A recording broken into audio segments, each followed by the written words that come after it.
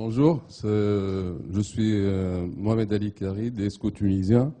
Je suis très heureux d'assister à ces assises. Je voudrais bien profiter de cette occasion pour, pour vous dire que, sincèrement, ce contexte nous fait peur, nous, Africains. Le développement durable pour les Européens, c'est un sujet qui tient à cœur. Pour nous, c'est un sujet qui est, permettez-moi l'expression, c'est un sujet tabou, c'est un slogan, parce que maintenant on assiste à les délocalisations, on utilise des matières qui sont plus utilisées en Europe. Nous sommes la poubelle de l'Europe. Et je ne sais pas, la dimension planétaire humaine, comment on peut la décrire? Et merci. Je pense que la question là, qui a été posée sur le développement durable, en gros, est-ce que c'est un concept occidental? Est-ce que finalement un des risques, c'est que le Sud devienne pas, les pays du Sud ne deviennent pas la poubelle? Je traduis un peu librement, mais des pays du Nord. C'est une question quand même qui est centrale, et je pense ça vaut la peine de prendre le temps d'y répondre vraiment sérieusement. Jean-Marie Pelt, d'abord. Oui, nous sommes co-responsables de l'humanité tout entière, évidemment. Ce que vous dites, cher ami tunisien, est malheureusement vrai. L'Afrique est souvent considérée, comme vous venez de le dire, je l'ai constaté moi-même lors de missions en Afrique. Mais j'ai une idée qui m'est venue à l'esprit quand vous avez pris la parole. D'une personne que j'ai rencontrée et qui est responsable d'une des grandes marques d'ordinateurs pour l'Afrique. Et alors, ce monsieur me disait, vous comprenez, mon métier est impossible, je vends des ordinateurs en Afrique. J'ai dit, et en quoi est-ce impossible?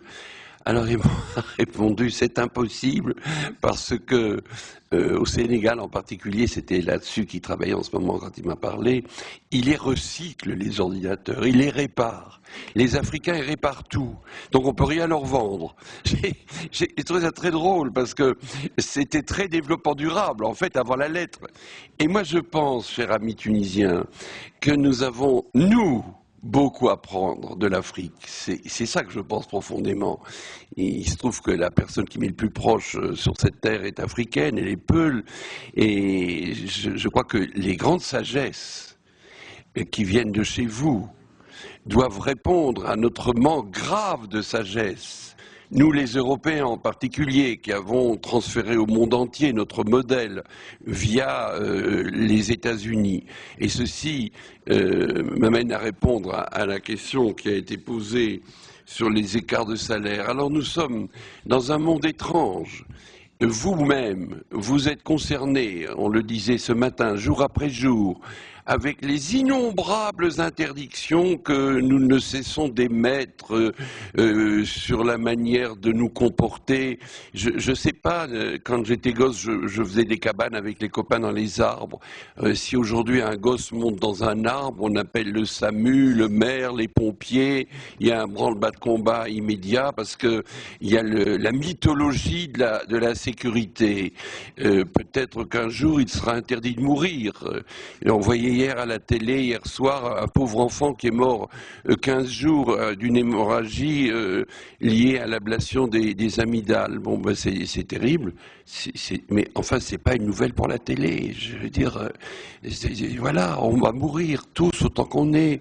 Mais, c'est là que je veux en venir, il y a un domaine où il n'y a pas de limite. Et le domaine où il n'y a pas de limite, c'est le domaine qui se définit comme étant le libéralisme. La liberté n'a pas de limite.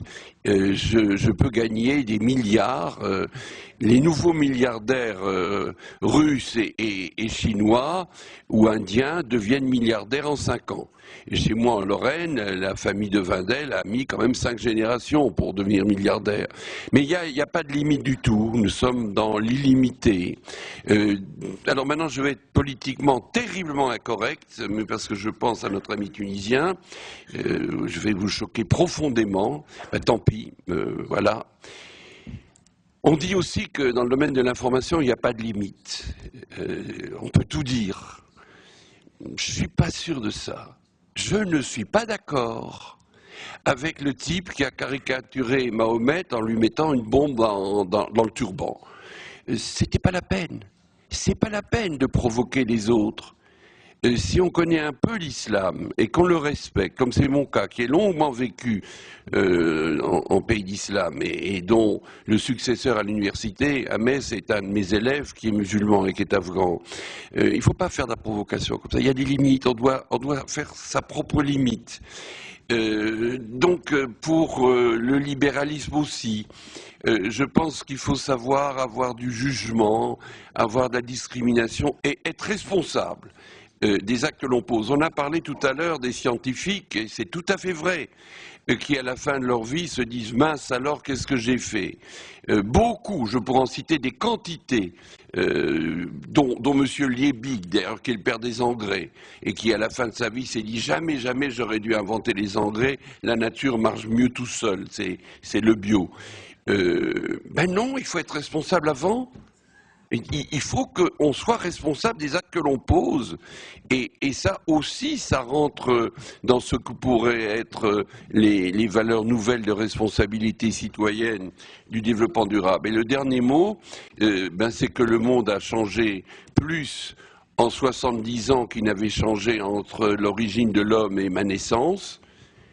Alors ça, c'est un événement fabuleux, dont personne ne parle jamais. Le monde change à une vitesse absolument vertigineuse. On ne peut pas continuer comme ça, la preuve c'est que ça s'arrête tout seul.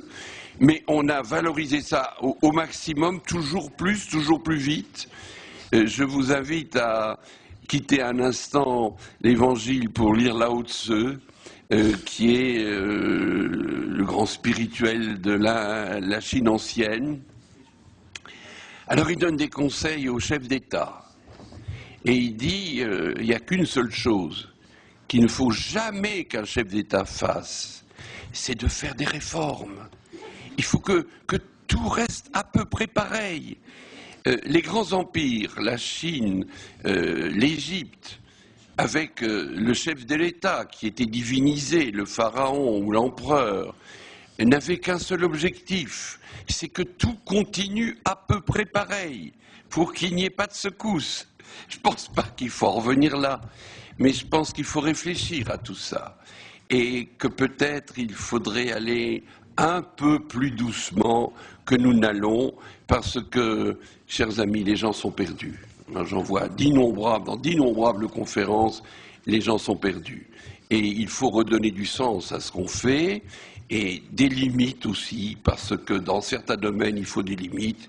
Mais si par contre vous faites à la sortie d'une agglomération 51,5 km à l'heure, c'est pas la peine qu'un flic soit là comme un imbécile à vous foutre un PV. Là, il faut être un peu plus souple et dans le domaine que vous avez évoqué, un peu plus dur.